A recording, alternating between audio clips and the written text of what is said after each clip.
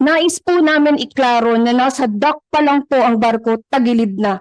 Andito po ang human driver na sinabihan ni maestro na okay lang daw kay kapitan na tagilid. Isipin niyo po, madaling araw, walang ilaw, 3 oras mahigit. May namatay pa po nung dumating na yung rescue dahil napagod sa pag-akyat ng barko. Gusto ko na marinig yung mga survivors dito na pinapunta natin. Compliments of Senator Robin Padilla. Sinong gusto magsalita? Si ma'am. Anong pangalan niyo po, ma'am?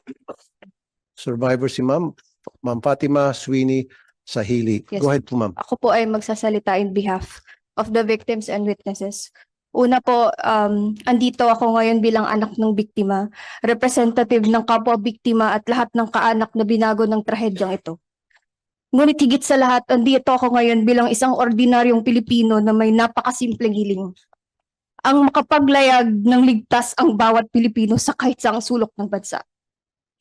Noong 1 a.m. ng January 26, lumubog ang MV Trisha Christine 3. Lahat ng survivors ay may iisang obserbasyon. Kalma ang panahon pero overloaded at tagilid ang barko. Nais po namin iklaro na nasa dock pa lang po ang barko, tagilid na. Andito po ang human driver na sinabihan ni maestro na okay lang daw kay kapitan na tagilid. Sabi niyo po, sir, ginawa naman ng due diligence ng PCG. Andito po ang witness na sinabihan ko po na lang ang sabi ng PCG officers niyo on duty at that night. Nung kumakapit po sila para tulungan niyo, pinagsarhan niyo pa po ng punto. Pangalawa, ang inyong emergency response noong andun na ang PCG officers na nagre-rescue. Andito po ang kasama nating witness na kasama na nakasakay sa MV2 Bataha na sinasabing wala pong initial basic first aid o kung meron man po mali-mali. In fact, sa sobrang tagal po ng response ng PCG, may mga namatay pa po habang naghihintay ng rescue. Isipin niyo po, madaling araw, walang ilaw, 3 oras mahigit. May namatay pa po nung dumating na yung rescue dahil napagod sa pag-akyat ng barko. Sinundan pa ito ng kanilang pahayag ng 10 lamang ang missing ni January 27. Pangalawang kasinungalingan. Sa araw na din iyon, 11 katawan ang na-retrieve ng private search operations na nandito po sa tabi ko. If only the dead can talk, ika nga, pero sa 11 katawan na lumutang, tila bang kahit ang mga patay ay naispabulaanan ng kanilang kasinungalingan. Noong umaga ng January 28, inanunsyo ng PCG na technical divers are now deployed. Ngunit ang kanilang ng mga barangay ay galing sa paghahanap ng missing sabongeros ng Taal Lake. Hindi po kami mangmang. PCG, pero ba kayong pinagtatakpan? Hindi na po ito bago sa Alison, tulad po ng sabi ni Senator Tulfo na 32 maritime incidents. Nangyari ang pag-grab ng MV3 na kumutin ng 31 sa buhay. Ang investigation reports na galing sa Sir Marina ay sinasabi na ang Alison at substandard ang mga gamit. Ang tanong namin, anong nangyari pagkatapos ng investigasyon? Nasuspindi ba ang Alison? Napatawag ba ito ng akmat kaperosuhan? Wala kami talaga sa binigay na 3 billion cash assistance ng Alison. Marina, anong ginawa niyo nung panahon na yun? At Marina, anong ginawa niyo nung panahon nito? Maglayag at mag-operate ang korporasyon na paulit nilalagay sa panganib ang pasahero nila. Kinakalawang ng barko, yun serve namin. Para sa PCG at Marina, hanggang rin sa pwesto na lang ba yung kaya? Ilan pa ang kailangang katawan na lumutang para reserve ang inyong conclusions? Respected agencies, simplihan na lang po namin. Lahat ng rescued, kinumpara namin sa manifest at nagulat po kami sa resulta.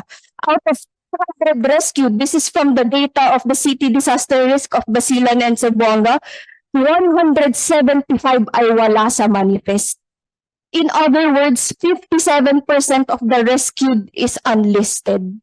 So ano na pong natira, ano na pong nangyari doon sa 201 tapos of passengers na wala na po tayong balita? We challenge the agencies here today to contest and prove to us that we are wrong.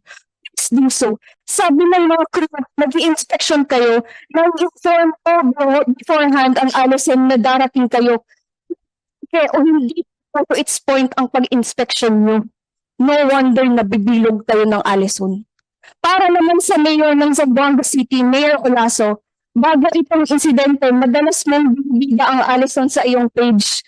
Akala ko ba wala kang kinalaman sa kanila? Noong incident, ang iyong kapatid, ang spokesperson ng Allison na nagbigay lamang ng 1,000 pesos na danyos para sa mga biktima. Ngayon, sinasabi na po kayo involved sa pagpapatakbo ng Allison. Mayor, bakit empleyado ng LGU ang nag-release ng pera na galing daw sa Allison? Bakit nag-release ng 10,000 pesos cash assistance ang Allison ay magdadagdag ng 1,000 at sasabihin galing kay Mayor? Sinasabihan pa ng mga empleyado, mula po kami victims dahil nakatanggap na kami ng 40,000 pesos cash assistance. Sabi niyo pa, nandito po yung witnesses namin, mukhang adik yung mga dinala ng survivors, ayaw natin na totoo silang biktima. Sila incident ito, bakit bawat galaw ng Allison kasama ang LG? Higit sa lahat, Allison, direct ako tong sasabihin sa iyo, kailan mo kami haharapin? Kailan kayo hihingi ng tawad sa inyong mga kasalanan? May dinadala pa pong trauma ang mga survivors, ngunit naglayag kami ulit upang harapin kayo ngayon sa Senado. Kayo. Ang sabi niya sa official statement niya ng January 26, agad-agad kayong rumispondo nung nakatawag kayo ng distress call. Una, walang distress call. Sinungaling kayo. Pangalawa, mahigit 3 oras pa lutang-lutang naghihintay ng rescue. Ganun ba ang immediate response? Alisan, kailan nyo ilalabas ang pinatago niyong kakatan? Hindi ka lang maaaring pag-deny dahil nakita ng mga survivors, buhay si Kapitan, ngunit bigla na lamang itong naglaho pagkatapos ng rescue. Kung patay o missing si Kapitan, bakit walang kaanak ang naghahanap dito? Allison, pati ang inyong mga crew ay dinadaya nyo at pinapahirapan. Kasi kayo ng substandard na parts, ultimate uniforms na binibenta nyo pa sa kanila. At trabaho na nakakapitan, napagawa niyo pati sa inyong mga intern para lang makatipid kayo sa empleyado. Lahat po ito ay simbong po sa amin ng aming mga anonymous crew at higit sa lahat, may major defect ang barko bago nyo ipapahinahin, nyo pa rin makabiyahe, basta lang kayo kumita. Wala kayong mga puso. Parehong biktima ang crew at mga pasahero dito dahil sa mata nyo, kami ay tawang mga collateral damage lang kung nagbuhog man ang barko. Our esteemed lawmakers, panahon na po tingnan natin ang maritime laws, panahon na tanungin natin ang ating mga sarili. Sino ba ang nagbebenepisyo dito? Ang mga pasahero o shipping lines na hindi makatao. Naman na po, sobra-sobra na ang nasawi. Ang trauma na hindi na maaalis sa amin, our lives will never be the same. Ang hinaing namin, revoke the license of Allison, file criminal charges to the corporate owners, change the maritime laws for better dahil hindi nagtatapos sa pag-revoke ng license yung gusto namin. Magtatapos ito kung ang bukas sa isang Pilipinas na malaya at ligtas na nakakapagbiyahe ang mamamayan nito. Maraming salamat po.